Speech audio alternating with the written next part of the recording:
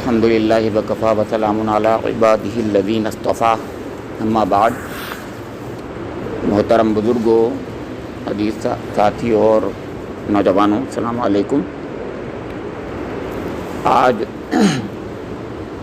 ہم نے 13ویں پارے کے نصف وما اوبر جو نفسی والا پارہ ہے یہ کہلاتا ہے، اور 14واں پارے کے ثلث یعنی 3/4 تک سنا ہے، یہ سوا پارہ ہے۔ اور ان میں ہم نے سب سے پہلے سورہ الرعد کی آیات، جو 2 رکعت کل سورہ الرعد کی آیات کی ہو چکی تھی، اس کے بعد سے سورہ الرعد پوری کی پوری مکمل ہوئی ہے، پھر سورہ ابراہیم مکمل ہوئی ہے، پھر سورہ الحجر مکمل ہوئی ہے، اور اس کے بعد سورہ النحل جو ابھی مکمل نہیں ہوئی، اور 1/4 پارے کے برابر اس کی آیات رہ گئی ہیں۔ اور آج جو ہے 89 آیت تک ہوا ہے۔ 89 آیت کا آخری حصہ یوں ہے کہ نزلنا علیک الکتاب تبیانا لکل شیء وہدی ورحمۃ للمؤمنین۔ ہم نے آپ پر نبی اکرم الکتاب نازل کی ہے جو کہ تبیانا لکل شیء ہے، ہر چیز کا مفصل بیان کرتی ہے، تفصیل بیان کرتی ہے، اور یہ ہدایت ہے اور رحمت ہے مومنین کے لیے۔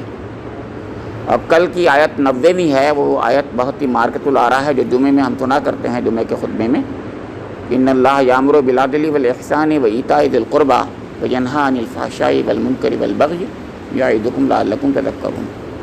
تو انشاءاللہ کل جو ہے اس آیت سے شروع ہوگی تراویح۔ تو یہ جو آج کا سوا پارہ ہے، اس میں سب کی سب صورتیں جو تھیں، ایک سورہ جو تھی الف لام میم را تھی، جو سورہ الرعد تھی، باقی سب یعنی سورہ نحل کے علاوہ ساری کی ساری صورتیں الف لام را آت ہیں۔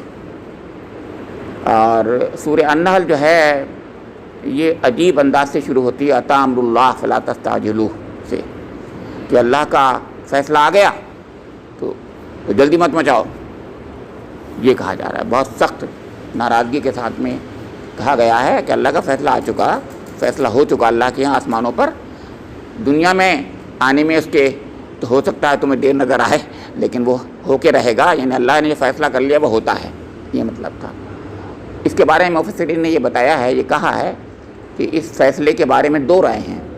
ایک تو فتح مکہ کے بارے میں کچھ لوگ کہتے ہیں مفسرین، دوسرے کہتے ہیں ہجرت کے بارے میں اللہ تعالیٰ نے فیصلہ کر دیا تھا۔ تو ظاہر ہے پہلے ہجرت ہوئی ہے، اس کے بعد فتح مکہ ہو گیا، اور درمیان میں اگر کہیں تو غزوہ بدر بھی آ گئی، فرقان بن جاتی ہے۔ تو 3 قسم کے فیصلے ہیں جو اللہ کی طرف سے بعد میں ظہور پذیر ہوئے۔ تو تینوں فیصلے نظر آ رہے ہیں، ایک کے بعد ایک یا کے بعد دیگرے، بلکہ ایک درمیان میں ایک اور فتح مبین ہے، وہ بھی فتح ہی ہے، جس کو ہم فتح نہیں سمجھتے، صلح حدیبیہ۔ تو گویا 4 فیصلے ہیں، ایک کے بعد یا کے بعد دیگرے۔ اب یہ اللہ کا معاملہ ہے، وہ ایک بار کہہ دیتا ہے تو پھر دنیا میں اس کا ظہور بعد میں ہلکے ہلکے ہوتا ہے، لیکن سب ہوتا چلا جاتا ہے بہرحال۔ تو یہ جو صورتیں تھیں، اس میں ایک خاص بات جو میں بتانا چاہ رہا ہوں آج، یہ سورہ جو الرعد ہے، اور الرعد کے بعد ابراہیم ہے، ابراہیم کے بعد الحجر ہے، لیکن اس سے پہلے کی سورہ یوسف تھی کل۔ تو یہ سورہ یوسف اور اس کے بعد ابراہیم، یوسف کے بعد الرعد اور ابراہیم، یہ 3 صورتیں ایک خاص، ان کے اندر خاص بات ہے۔ یعنی سورہ یونس اور سورہ ہود اس سے پہلی صورتیں تھیں، وہ بھی الف لام را تھیں، ان میں اور ان 3 صورتوں میں ایک بنیادی فرق ہے۔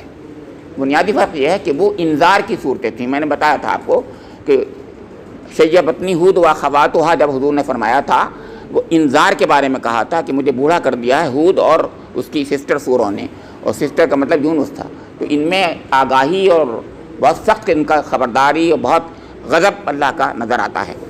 لیکن اب یہ جو ہے 3 صورتیں جو نظر آ رہی ہیں، سورہ یوسف سے جو کل شروع ہوئی، اور آج الرعد ہے، اور اس کے بعد ابراہیم ہے، 3 صورتیں یہ ایک دوسرے قسم کی، دوسری نوعیت کی۔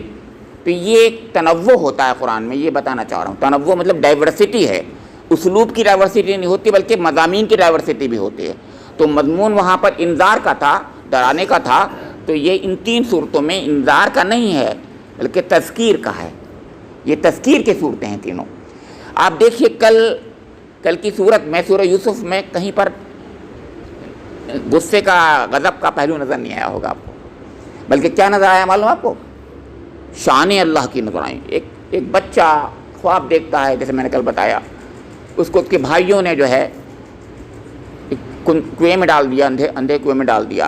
وہ تو قتل کرنا چاہ رہے تھے، لیکن بہرحال بعد میں سوچا کہ نہیں بچا، اس کو جو ہے مارو مت، اندھے کنویں میں ڈال دو. پھر وہی بچہ کنویں کی گہرائیوں سے مصر کے تخت پر بیٹھتا ہے، گہرائیوں سے اونچائیوں پر جاتا ہے. یہ اللہ کی شان ہے. کہتے نہیں اللہ کی شان ہے. ایسی اللہ کی شان ہے جنہیں کتنی اس سورہ میں نظر آتی ہیں. تو اسے کہتے ہیں اللہ تعالیٰ ہمیں جو ہے اس کے ذریعے سے کچھ نصیحتیں کرتا ہے، تذکیر کرتا ہے. اسے کہتے ہیں تذکیر بآلاء اللہ. اعلیٰ شان کو کہتے ہیں. فبأي آلاء ربكما تكذبان، تو تم اللہ تعالیٰ کی کن کن شانوں کا کو جھٹلاؤ گے، یہ مطلب ہوتا ہے اس کا. تو یہ تذکیر بآلاء اللہ کی سورہ تھی. اب اگلی سورہ رعد ہے. یہ تذکیر بآیات اللہ ہے. اس میں ایک کے بعد ایک اللہ تعالیٰ کی آفاق و انفس کی روشن دلائل بیان کیے گئے ہیں، ایک سے ایک. قطع متجاورات فلاں فلاں، یہ کل کیا سورہ میں تھا. ایک پہاڑ ہوتے ہیں، ان میں رنگ برنگ کے ہوتے ہیں، اور جنہیں کیسے کیسے درخت ہوتے ہیں، پھول ہوتے ہیں، پھل ہوتے ہیں، یہ ہوتے ہیں وہ ہوتے ہیں. انہیں بتایا جا رہا ہے اس کے اندر. تو اللہ تعالیٰ بتاتا آفاق و آفاق کی نشانیاں، یہ کائنات میں پھیلی ہوئی نشانیاں، اور انفس کی نشانیاں، تمہارے اندر جو نشانیاں ہیں اس کا ذکر کرتا ہوتا ہے اللہ تعالیٰ. ایک دو نہیں، کتنے اس کے اندر. اب ان کے ذریعے سے ایک آیت خاص طور سے پیش کرتا ہے، بلکہ 2 آیتوں کا ذکر کروں گا اس میں.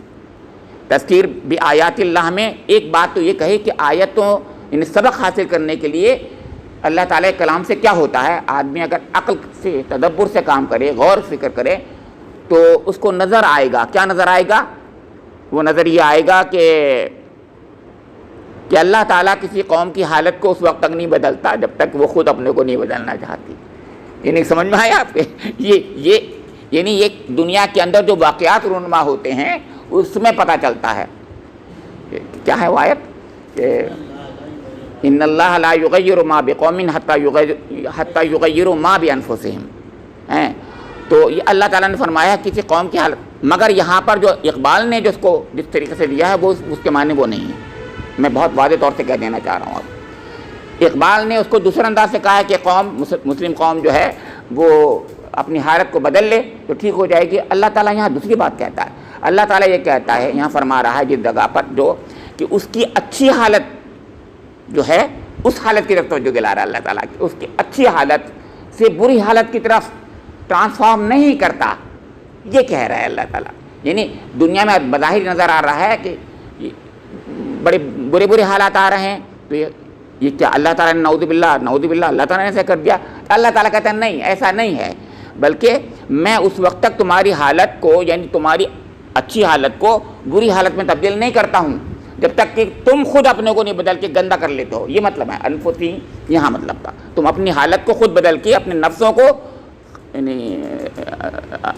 یعنی زنگ آلود کر کے، برا کر کے، خراب کر کے اپنی حالت بدل کے اپنے لیے مصیبت مول لے آتے ہو.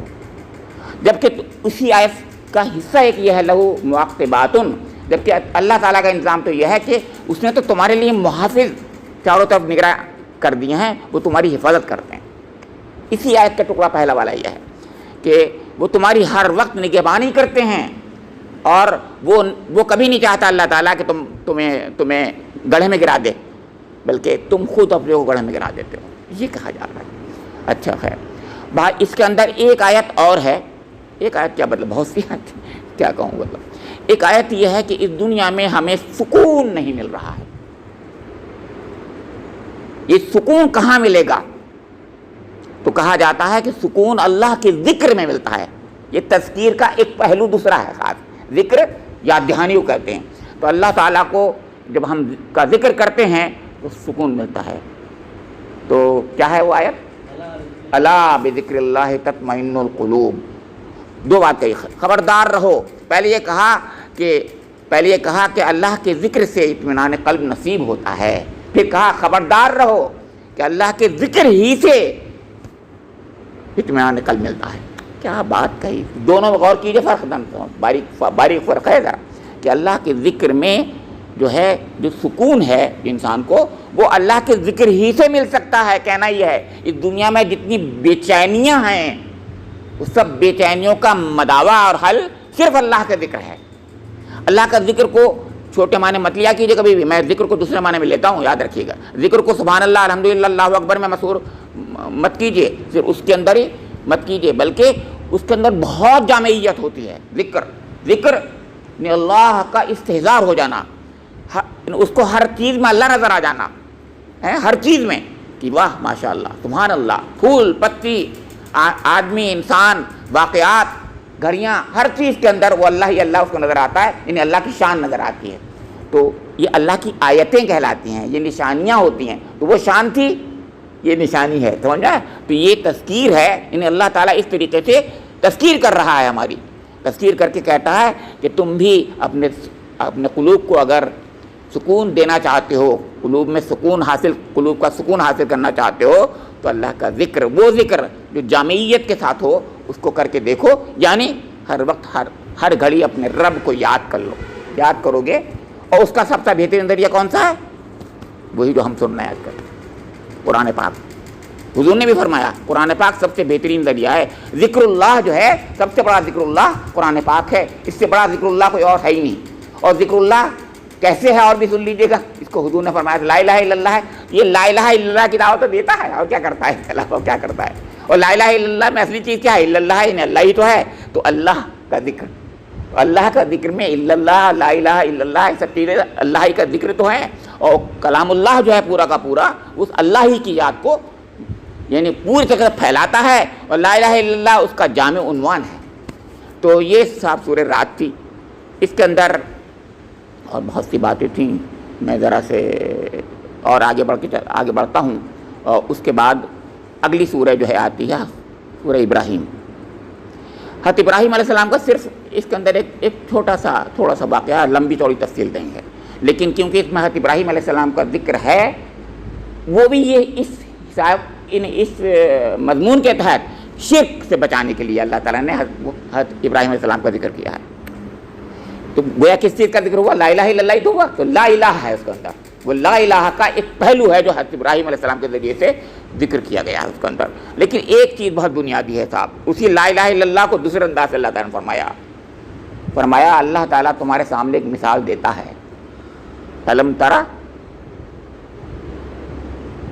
الم ترى کیف ضرب اللہ مثلا کلمۃ طیبۃ کشجرۃ طیبۃ اصلها ثابت وفرعها فی السماء تؤتی اکلها کل حین باذن ربها. کہ اللہ تعالیٰ تمہارے سامنے ایک مثال پیش کرتا ہے, ضرب المثل کہلاتا ہے, اس لیے ضرب کیف ضرب, تو ضرب الامثال پیش کرتا ہے. یہ لا الہ الا اللہ میں جو کہنا چاہ رہا تھا, لا الہ الا اللہ کو دوسرے انداز سے دیکھیے قرآن پاک پیش کرنے لگا. اسی لا الہ الا اللہ کو کہہ رہا ہے کہ تمہارے سامنے اللہ تعالیٰ ایک تمہارے سامنے مثال دیتا ہے. وہ یہ ہے کہ وہ کلمہ طیبہ کی مثال ہے. یہ کہا کلمہ طیبہ کی, وہ کلمہ طیبہ کیا ہے؟ اس کی مثال ایسی ہے جیسے بہت ہی مضبوط تناور سایہ دار پھلدار درخت ہو, جس کی جڑیں بہت گہری جمی ہوئی ہوں زمین کے اندر, اور جس کی شاخیں آسمان تک پھیلی ہوئی ہوں, اور ہر وقت ہر گھڑی جو پھل لاتا ہو. یہ کلمہ طیبہ لا الہ الا اللہ ہے. اس کے برخلاف کلمہ خبیثہ ہے. ہر گندی بات, بری بات, شرک, کفر, یہ کلمہ خبیث ہے. باطل جو بھی ہے اس کی مثال بتائی ایسے جیسے گھورے پر, گندگی پر, گندی زمین پر بالکل ایک کانٹے دار ایک جھاڑی چھوٹی سی اگائے, اور اس کو کوئی ہاتھ سے یوں مار دے تو نکل کے پھینک جائے, اٹھ جائے. تو اس پہ ہمارے مولانا نے ایک بات یہ کہہ دی کہ ابھی وہ ہاتھ نہیں آئے تھے, اب وہ ہاتھ آ گئے ہیں, اٹھا کے پھینک دیں گے. وہ ہاتھ اس کو اٹھا کے پھینک دیں گے باطل کو. وہی ہوا اللہ تعالیٰ نے, وہ ہاتھ اللہ تعالیٰ نے اس دنیا میں جب نمودار کیے اپنے کرم سے حضور نبی اکرم کی بعثت کے ذریعے, تو پھر وہ کلمہ خبیثہ ختم ہو گیا. یہ کہا جا رہا ہے, بڑے پیارے انداز میں کچھ باتیں کہی جاتی ہیں صاحب.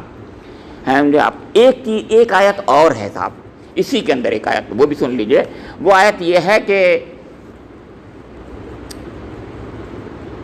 وَإِن تَعُدُّوا نِعْمَتَ اللَّهِ لَا تُحْصُوهَا إِنَّ الْإِنسَانَ لَظَلُومٌ کَفَّارٌ۔ یعنی اس دنیا میں تو اللہ تعالیٰ نے نعمتوں کو کیا کہوں بے شمار بے گنتی اور یعنی اتنی زیادہ نعمتیں ہیں، اتنی نعمتیں ہیں کوئی گنتی نہیں کر سکتا۔ ان تعدوا نعمت اللہ، اللہ کی نعمتوں کو کہ اگر تم گنتی کرنا چاہو لا تحصوها، ان کا احصاء نہیں کر سکتے، احاطہ نہیں کر سکتے۔ ان الانسان، مگر انسان جو ہے لظلوم کفار، وہ ظلوم بھی ہے، ظالم بھی ہے، یعنی حق تلفی کرنے والا ہے، اور کفار ہے، ناشکرہ ہے بالکل، یعنی حق تلفی بھی کر رہا ہے اور ناشکرہ بھی ہے۔ اور اس کے برخلاف اسی آیت کو اللہ تعالیٰ سورہ النحل کی 18ویں آیت پہ پیش کر دیتا ہے۔ یہ 33ویں آیت ہے، سورہ 34ویں آیت ہے اس کی، ابراہیم کی 34ویں آیت ہے، اور اس کے بعد وہاں 18ویں آیت میں ایک اسی طریقے سے بالکل ایگزیکٹلی یہ آیت ہے، شروع کا حصہ یہی ہے، فرمایا کہ وَإِن تَعُدُّوا نِعْمَتَ اللَّهِ لَا تُحْصُوهَا إِنَّ اللَّهَ لَغَفُورٌ رَحِيمٌ۔ اب دیکھیے دونوں میں کیا فرق ہے۔ پہلی بات وہی ہے کہ اللہ تعالیٰ کی نعمتوں کو تم گننا چاہو تو گن نہیں سکتے۔ اب اللہ تعالیٰ اپنی صفات کا اظہار کرتا ہے کہ میں کیسا ہوں۔ یہاں انسان کی گندگی کا، خرابی کا، کمزوری کا اظہار کرتا ہے کہ انسان ظلوم و کفار ہے، اللہ تعالیٰ غفور اور رحیم بتا رہا ہے اپنے کو، اور صحیح بات ہے۔ یعنی نعمتوں کے باوجود انسان شکر نہیں کر رہا ہے، کیونکہ پہلے بتایا جا چکا شکر نہیں کر رہا ہے کہ نہیں، کفران نعمت کرتا رہتا ہے، لیکن اللہ ہے کہ معاف کیے جا رہا ہے، معاف کیے جا رہا ہے، معاف کیے جا رہا ہے، غفور ہے، لا غفور رحیم تاکیدیہ کے ساتھ میں، اور رحم کیے جا رہا ہے، خوب دیے جا رہا ہے، پھر بھی دیے جا رہا ہے۔ سوچیے ان تعدوا نعمت اللہ۔ آخری آیت بہت پیاری آیت ہے، اور یہ ہے آیت کہ یہ قرآن پاک کو کہا یہ اعلان ہے، یہ خبر ہے، ھذا بلاغ للناس۔ کیا آیت ہے، پورا بتانا دیے تھا، لینظروا انما هو الہ واحد ولیذکر اولو الالباب۔ کیا آیت ہے، آخری آیت ہے سورہ ابراہیم کی، سمجھ لیجیے۔ کہا کہ یہ ایک اعلان ہے، یہ خبر ہے، ایک کتاب ہے، ھذا بلاغ تمام انسانوں کے لیے، بلاغ للناس، تاکہ اس کے ذریعے سے لوگوں کو ڈرایا جائے، لینظروا بھی، اس کے ذریعے سے، قرآن پاک کے ذریعے سے، ولیذکر، یہ ہے تذکیر۔ کون سی تذکیر جس کو میں کہہ رہا ہوں، یہ تذکیر کی سورہ ہے پوری، لیذکر دانش مندوں کے لیے۔ اس کے بعد اگلی سورہ آ جاتی ہے الحجر۔ الحجر کے بعد جو ہے، الحجر جو ہے میں نے بتایا قوم سمود کے تعلق سے ہے۔ اس میں ایک آیت کو میں پیش کر کے آگے بڑھ جاؤں گا، وہ ہے 9ویں آیت۔ فرمایا انا نحن نزلنا الذکر وانا لہ لحافظون۔ اس قرآن کو ہم ہی نے نازل کیا ہے، ہم ہی اس کی حفاظت کریں گے، چنانچہ 1400 سال کی تاریخ گواہ ہے ابھی تک۔ جیسی حفاظت میرے رب نے، آپ کے رب نے، ہمارے رب نے کی ہے، ایسی کسی کتاب کی حفاظت کبھی نہیں ہوئی ہے۔ مجھے بتائیے حفاظت کے کتنے پہلو ہو سکتے ہیں؟ کبھی کوئی کتاب آپ نے دیکھا ہے کہ کسی کتاب کہ جیسی ہو وہ من و عن 1400 سال تک بالکل ویسی کی ویسی، یعنی اس کے اندر زبر زیر پیش تو بڑی چیز ہے، اس کا لہجہ بھی محفوظ رکھا گیا ہو۔ قراءت کسے کہتے ہیں مجھے بتائیے؟ فونیٹکس، اس کی فونیٹکس بھی محفوظ ہے۔ کسی کتاب کی فونیٹکس محفوظ ہے؟ یعنی اس کے تو کلمات بھی محفوظ نہیں ہیں کسی کتاب کے، ٹیکسٹ بھی محفوظ نہیں ہے کسی کتاب کا۔ کوئی بھی کتاب 1400 سال سے، یہ میرا چیلنج ہے کہ نہ ٹیکسچولی پوری طریقے سے محفوظ ہے، اور فونیٹیکلی کا تو سوال ہی پیدا نہیں ہوتا۔ کوئی بھی کتاب ایسی ہو نہیں سکتی جیسے میرے رب نے کتاب نازل، اس نے کیونکہ خود کہا ہے کہ انا نحن، دو ڈبل جو ہے اس نے زوردار تاکید میں کہا، ہم نے اس کو نازل کیا ہے، شان کا اظہار کرتا ہے، اور ہم اہتمام سے ہم نے اس کو نازل کیا ہے۔ نزلنا کا مطلب ہوتا ہے وَإِنَّا لَهُ لَحَافِظُونَ، اور لام تاکیدی ہی ہیں اس کے اندر کئی بار، اس کی حفاظت ہم کریں گے، چنانچہ حفاظت ہو رہی ہے۔ اور یہ تراویح بھی حفاظت کا ایک طریقہ تھا۔ آپ نے کبھی سوچا یہ بھی اگر یہ نہ ہوتا تو ہمارے حفاظ حفظ نہ کرتے ہوتے، رمضان شریف میں قرآن نہ پڑھا جاتا اگر، تو آج بہت سے لوگ اسی لیے حفظ کراتے ہیں اپنے بچوں کو کہ قرآن مسجد میں پڑھے گا، بچہ ہمارا مسجد میں پڑھے گا۔ اور کتنے اور طریقے، حضور کی حدیثیں پیش کی جاتی ہیں، آپ کو معلوم ہے، اس کی 3 پشتوں تک وہ بخش دیا جائے گا، اور کیا تمام چیزیں کیا ہیں، یعنی محض رغبت پیدا ہوتی ہے، قرآن سے رغبت پیدا کی جا رہی ہے ہر طریقے سے، فضائل قرآن کے ذریعے سے اس کی رغبت. یہ کیوں ہوا؟ یہ اللہ کی مشیت کا تقاضا ہے، یہ سمجھ لیجیے، اب کچھ نہیں ہے. آپ کے حدیثوں پر میں کوئی کلام نہیں کر رہا ہوں، میں تو صرف یہ کہہ رہا ہوں کہ اللہ تعالیٰ نے کس کس طریقے سے اس کی حفاظت کا سامان کیے ہوئے ہیں، یہ کہنا چاہ رہا ہوں. اب بہر بات ختم ہوتی ہے، اگلی سورہ آ جاتا ہوں.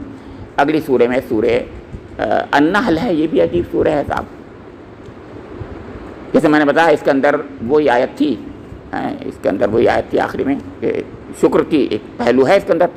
تو اس میں تم بتائے آپ کے پاس چوپائے ہیں، یہ ہیں وہ ہیں، لیکن دو قسم کی بات میں بتاتا ہوں کہ تمہارے پاس جو چوپائے ہیں، جو چیزیں ہیں، ان میں سے ایک عجیب ان کے اندر خوبی اللہ تعالیٰ نے پیدا کر دی. اب سوچئے کبھی کہ ان کے پیٹ سے ایک چیز نکلتی ہے جو گوبر اور خون کے درمیان میں ایک سفید خالص چیز نکلتی ہے، لبنن خالصاً سائغا للشاربین ہے، جو سمجھ رہے آپ کے. اس کے بعد ایک اور لیکوڈ، ایک اور فلوئڈ کا، ایک اور چیز کا جو بہتی ہے اس کا ذکر کر دیا، اس کو شفاء للناس کہہ دیا، وہ شہد ہے. اور اس پر ریسرچز ہوئی ہیں، ہنی بی پر انٹمولوجی کی ریسرچز ہوئی ہیں، اس کا باقاعدہ ایک پورا کا پورا ریسرچ کا شعبہ ہے.